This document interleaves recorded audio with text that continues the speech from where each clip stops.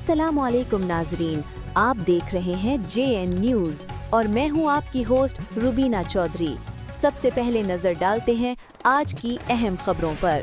खबर शामिल करते हैं खानेवाल से। सिटी रिपोर्टर मोहम्मद आमिर मुगल की रिपोर्ट के मुताबिक खालिकाबाद में मेन नाला ओवरफ्लो होने के बायस गंदा पानी सड़कों घरों के सामने जमा हो गया, जिससे शहरी इलाकों को शदीद मुश्किलात का सामना है। नाले के बरवक्त सफाई न होने के बायस पानी बाहर निकल आए गलियों में खड़ा हो गया। मकामी रहायशियों के मुताबिक गंदे पानी के बायस छोटे बच्चों को इसके गिरने का खदशा पैदा हो गया, जबकि गुजरने वाले राहगीरों पर गंदे पानी के छींटे पड़ रहे हैं। ताफन और गंदगी की वजह से मुख्तलिफ बीमारियां फैलने का खतरा भी बढ़ गया है।